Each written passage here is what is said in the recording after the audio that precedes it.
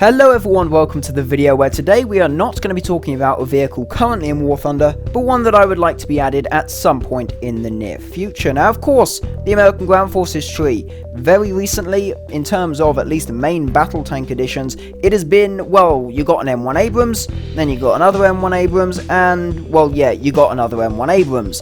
But before that, of course, we had the MBT-70 and the M60A1 RISE, both of which were added just after the initial announcement for Tier 6 ground forces at Gamescom. Now, fairly interesting stuff there. The MBT-70, that line of course did see some nice development with the various Abrams models. Although unfortunately, the M60, our good old pal Mr. M60 RISE, he is still the top of his tree after almost 2 years.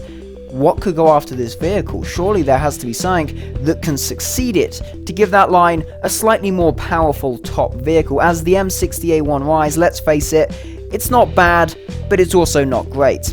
Now, of course, I did do some research into this. I was thinking, what could be an interesting vehicle? I tried looking into some 1980s, 1990s prototypes, but then I found a vehicle that I think could replace it quite nicely. This being the M60A3 SLEP. Good way to end the line, in my opinion. Now, you might be wondering, what is the M60A3 SLEP? Well, what this effectively is when a US defense contractor called Raytheon took the M60A3 and said, hey, this is an old tank, it's owned by a lot of export customers, so why don't we do an upgrade package to make it somewhat competitive in the modern battlefield environment. Please note, this was developed, at least the public development, was more around 2012 to modern day, so this is not an old vehicle.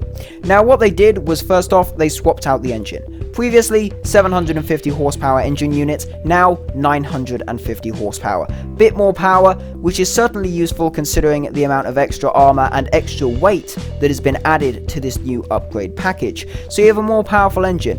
What else? Well, the old turret previously had hydraulic controls for the traversing of the turret. Now it has an electrical system. This will of course give you far quicker and more responsive turret traverse, which is a very big positive when facing more modern vehicles such as the M1 Abrams, Leopard 2, Leclerc, all these MBTs. If you end up facing them in somehow in War Thunder, a faster turret traverse is certainly going to help. Now, the thing that I am most happy with, the upgrade that I think gives it the most edge over previous M60 variants, is the gun. Most of the M60s, pretty much all of them, excluding of course the M60A2, have the 105mm M68 rifled gun.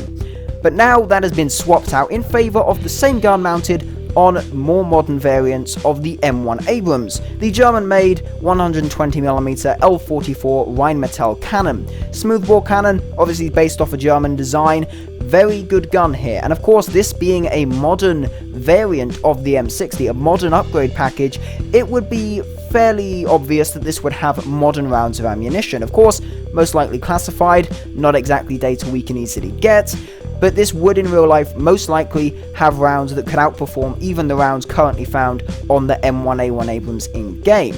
Although my suspicion is that this still being an M60, yes, it may in real life have good rounds of ammunition, but it's still an M60, and I feel even some of the APF-SDS rounds in-game now would still easily rip through this thing, so I have a feeling Gaijin will put it at a lower BR and maybe give it slightly less powerful rounds than it has in real life.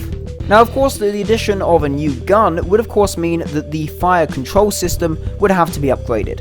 For the 105mm cannon, you previously had a mechanical fire control system, but now for the Rheinmetall L44, there is a digital fire control system with a brand new targeting system, and this does include not only day sights, which of course we have in game anyway, but also thermal sights. And that brings me on to another thing, how for the last year roughly, there have been a lot of rumors really swirling around about thermal sights, infrared in-game being added at some point. If that is added at some point, this has thermal sight. This could be one of the vehicles to get that feature, which might make it quite useful in more nighttime situations in game.